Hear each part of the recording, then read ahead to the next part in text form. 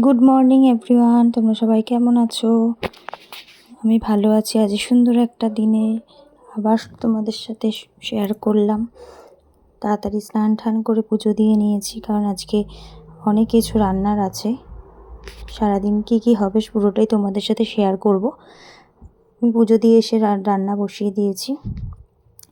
এই যে ঝাল ঝাল ডিম হচ্ছে, ইলিশ মাছ হয়েছে। এই যে যাদের উদ্দেশ্যে এত কিছু করা তারা কিন্তু চলে এসছে।